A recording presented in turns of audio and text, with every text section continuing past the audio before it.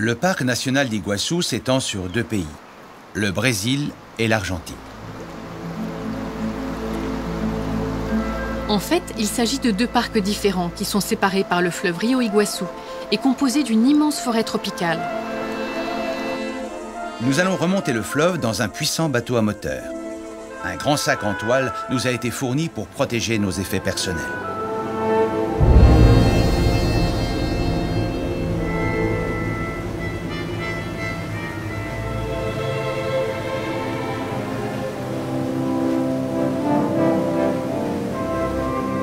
Pour avoir un bon aperçu des cascades, il faut aller à la fois du côté argentin et du côté brésilien.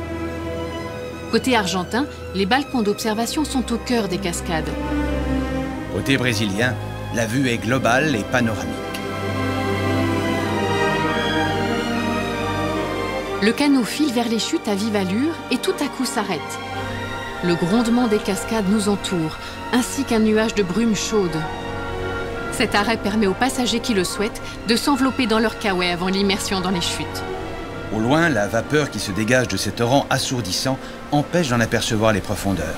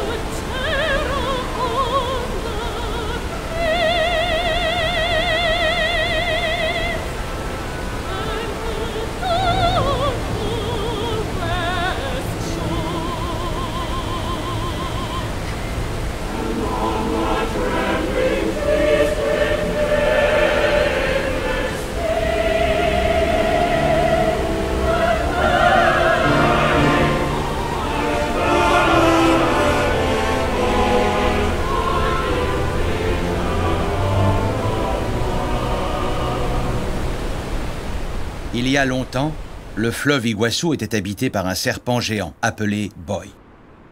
Chaque année, une jeune fille lui était sacrifiée et jetée dans la rivière. Un jour, le jeune chef de tribu Taroba tomba amoureux de Naipi, la belle jeune fille choisie pour le sacrifice. Il tenta de convaincre les anciens de la tribu indienne de l'épargner, mais en vain. Alors, la veille de la cérémonie, il l'enleva et s'enfuit en canoë sur la rivière. Le bruit du canoë réveilla le dieu serpent qui, dans sa rage, donna un coup de sa queue, produisant une énorme crevasse, interrompant le cours du fleuve et créant les chutes. Boy transforma alors Taroba et Naipi en arbres. Caché dans la gorge du diable, le serpent veille à ce que les amants ne puissent jamais se rejoindre. Mais les jours de soleil, un arc-en-ciel unit les 2 arbres.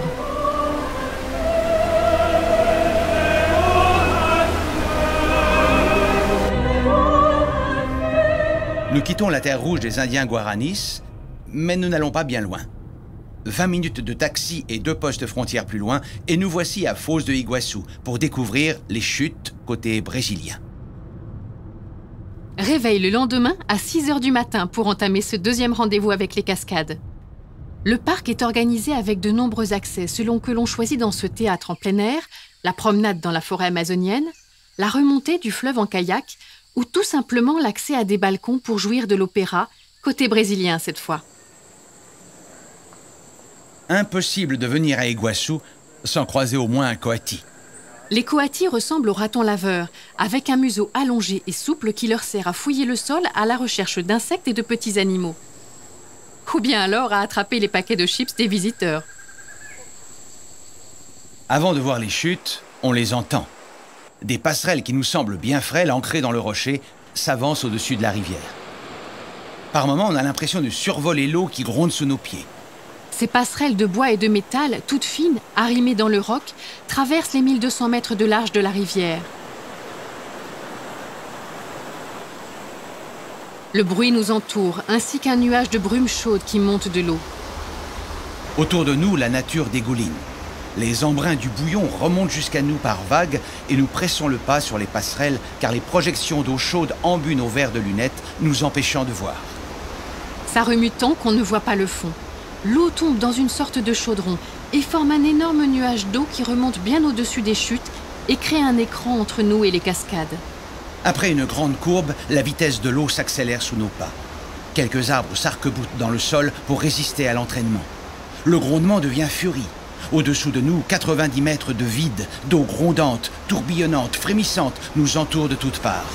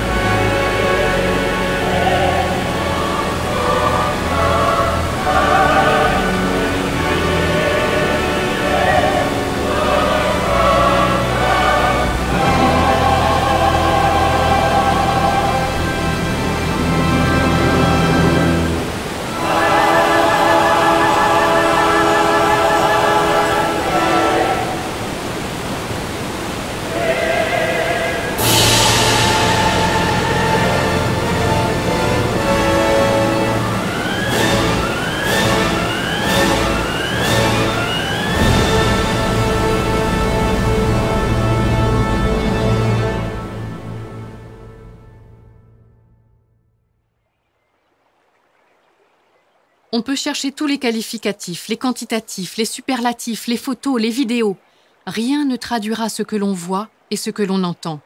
Un orchestre symphonique de 275 chutes, avec dans les rôles principaux 19 grands sots, dont la Gargantua del Diablo, les Deux Sœurs, le Bossetti, le Mbigua, le Barnabé Mendes, le San Martin et le Dos Hermanias.